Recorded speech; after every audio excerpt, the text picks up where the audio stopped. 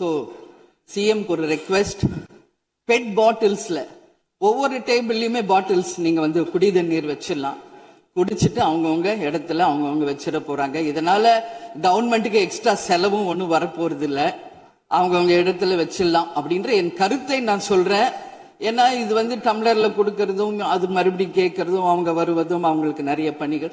அது பதில் ஒவ்வொரு சீட்ல ஒரு ஒரு பெட் பாட்டில்ஸ் மாதிரி கண்ணாடி பாட்டில்ல வாட்டர் வச்சுட்டா அவங்கவுங்களுக்கு தேவைக்கு எடுத்துட்டு கொடுத்துடலாம். ஸோ இது பிறந்த நாள்ல வந்து முதலமைச்சருக்கு ஒரு கோரிக்கை வைக்கிறேன். அதுக்கு நாம நெகிழியில வேண்டாம், பிளாஸ்டிக் பாட்டில்ஸ் நம்ம வந்து அலோவ் பண்ண வேண்டாம், கண்ணாடி பாட்டில்ல நம்ம வைக்கலாம். அந்நியார் அவர்கள் ஒரு நல்ல கருத்தை இங்கே சொல்லியிருக்கிறார்கள். அந்த கருத்து ஏற்புடையது அல்ல என்பதை நான் தெரிவித்துக் கொள்ள கடமைப்படுகிறேன். என்ற கோபம் வந்தால் தண்ணி பள்ளி கொண்டிருக்க வாய்ப்பு இருக்கிறது.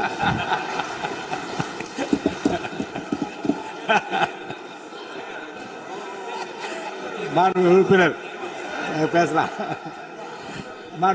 இப்போ தண்ணி பாட்டில் தான் வீசணும் கிடையாது, டம்ளர்ல கூட வீசி அடிக்கலாம். உறுப்பினர் ஒரு நிமிஷம்.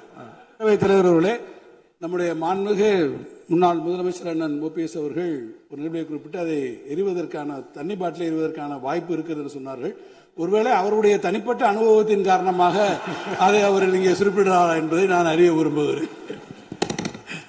ரொம்ப காரசாரமாவே போயிட்டு இருந்துச்சு. அதனால ஒரு ஹாப்பியா நம்மளுடைய முதல்வர் பிறந்த நாள்ல எல்லாரும் சந்தோஷமா இன்னைக்கு நம்ம அவையை செய்வோம். சோ பாட்டில் தான் வீசணும்ன்றது இல்ல, வன்முறைக்கு வேண்டும் என்றால் இங்க எவ்வளவோ இருக்கு, எது வேணாலும் வீசலாம். பட் நம்ம எண்ணம் அது கிடையாது. நிச்சயமாக தண்ணீர் என்றாலே பிரச்சனை தான் போல இருக்கு. அது காவேரி தண்ணீரா இருந்தாலும் டாஸ்மாக் தண்ணீரா இருந்தாலும் அது ஒரு பிரச்சனையா தான் இன்னைக்கு மக்கள்கிட்ட இருக்கு.